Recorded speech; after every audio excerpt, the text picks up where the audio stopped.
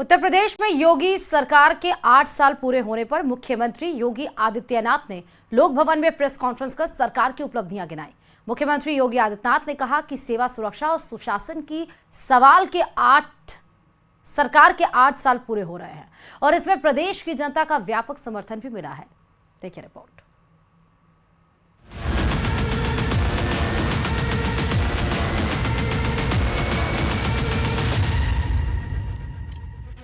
UP में योगी सरकार के 8 साल पूरे हुए। इस मौके पर सीएम योगी ने प्रेस कॉन्फ्रेंस की। सीएम योगी ने कहा कि पीएम मोदी के मार्गदर्शन और विजनरी नेतृत्व में सेवा, सुरक्षा, सुशासन के 8 साल पूरे हुए। 2017 से पहले यूपी के सामने पहचान का संकट था जो आज नहीं है। आप में से ज्यादातर लोग जानते हैं 8 वर्ष से पहले उत्तर प्रदेश की स्थिति क्या थी, उत्तर प्रदेश की पहचान क्या थी, उत्तर प्रदेश की अर्थव्यवस्था और उत्तर प्रदेश का इंफ्रास्ट्रक्चर क्या था, ये किसी से छुपा हुआ नहीं है। ये वही उत्तर प्रदेश है जिसके सामने पहचान का संकट था। सीएम योगी ने बताया 2017 से पहले कैसे दंगा, गुंडे, माफिया की पहचान वाला यूपी आज मजबूत कानून व्यवस्था की पहचान बन चुका है। 2017 के पहले प्रदेश की कानून व्यवस्था की स्थिति आप सबके सामने है। हर व्यक्ति जानता है, हर दूसरे तीसरे दिन एक दंगा होता था, न बेटी सुरक्षित थी, न व्यापारी सुरक्षित था। प्रदेश के बारे में लोगों की परसेप्शन का अंदाजा इसी से लगाया जा सकता था कि हमारा युवा अपनी पहचान के लिए मोहताज होता था। आज कानून व्यवस्था में उत्तर प्रदेश ने एक लंबी छलांग लगाई है और महाकुंभ प्रयागराज इसका उदाहरण है। सीएम योगी आदित्यनाथ ने कहा कि आज हर सेक्टर में यूपी को देश के विकास में ब्रेक थ्रू के तौर पर देखा जा रहा है। दंगा खत्म करने के लिए पीएसी की नई बटालियन गठित कर दी गई।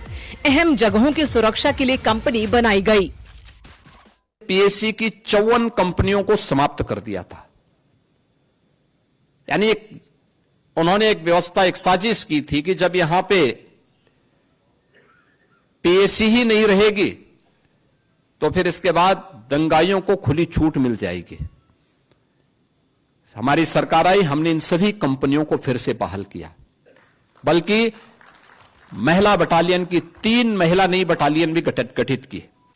सीएम योगी ने बताया कि सरकार के जो कार्यक्रम जमीन पर उतारे गए, उन्होंने उत्तर प्रदेश को बीमारू राज्य से देश की अर्थव्यवस्था के ग्रोथ इंजन के तौर पर नई पहचान दी है। न्यूज़ 18 के लिए ब्यूरो रिपोर्ट।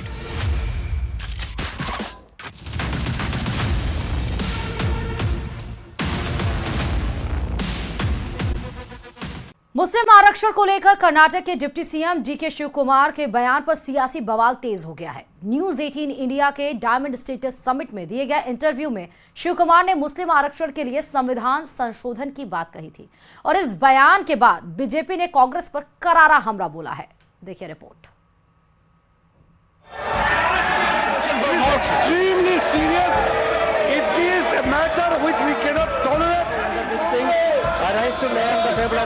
रिजर्वेशन धर्म के आधार पर नहीं होगा। डीके शिव कुमार के बयान पर सदन में संग्राम।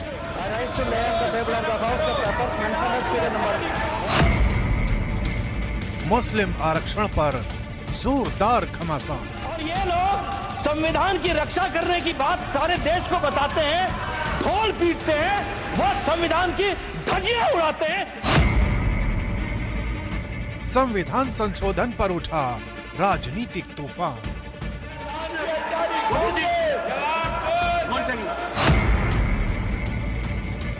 कांग्रेस पर संविधान से खिलवाड़ का आरोप।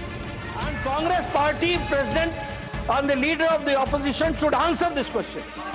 कांग्रेस जो हमेशा संविधान की दुहाई देकर बीजेपी को घेरती आई है, अब उसी कांग्रेस के नेता और कर्नाटक के deputy CM DK Shivakumar के बयान से सियासत गरमा गई है। बयान ऐसा जिसने सदन से लेकर सड़क तक बवाल खड़ा कर दिया है। कांग्रेस पार्टी बहुत संविधान की रक्षक बनती है।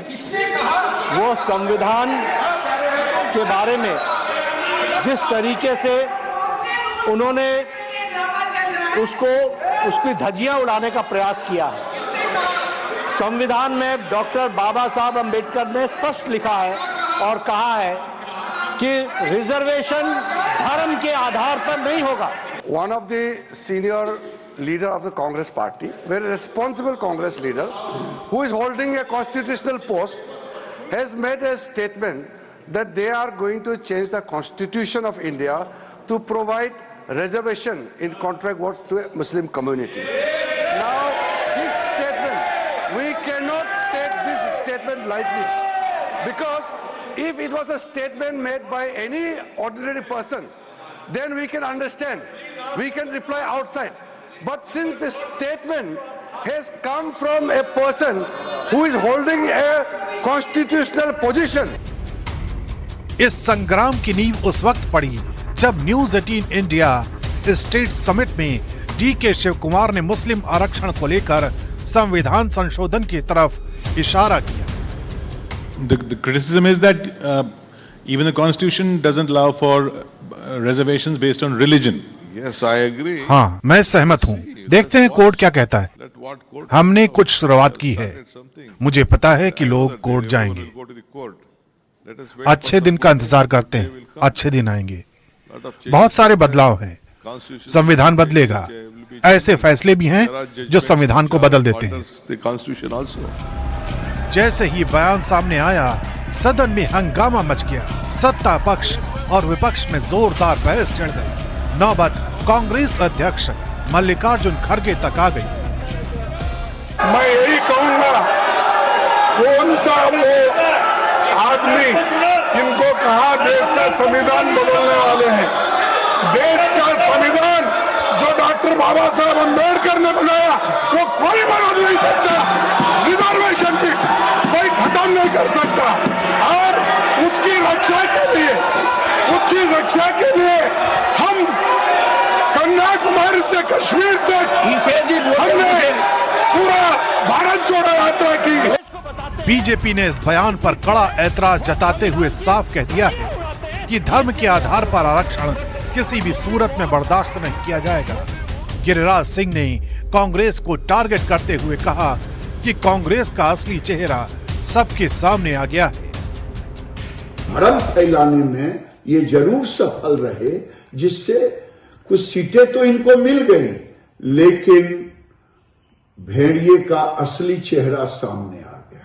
Our Honorable Chief Minister Siddaramaiah ji had given 4% reservation in contract. I think there is no any issue in that, because Muslims also have the same blood. What we have the same blood. Why can't they have no freedom in living in Karnataka or in India? दरअसल कर्नाटक की सिद्धारमैया सरकार ने मुस्लिमों को सरकारी ठेकों में 4% आरक्षण देने से जुड़ा बिल कुछ ही घंटों पहले पारित किया है। इसी विधेयक के बीच डीके शिव कुमार ने भी मुस्लिमों को आरक्षण देने के लिए संविधान संशोधन के मुद्दे को हवा दी। यही वजह है कि आरक्षण के मुद्दे पर उठी ये आंच अब सिर्फ कर्नाटक तक सीमित नहीं रह गई, बल्कि इसकी तपिश देश भर के सियासी गलियारों में दिखाई दे रही है। रिजर्वेशन धर्म के आधार पर नहीं होगा।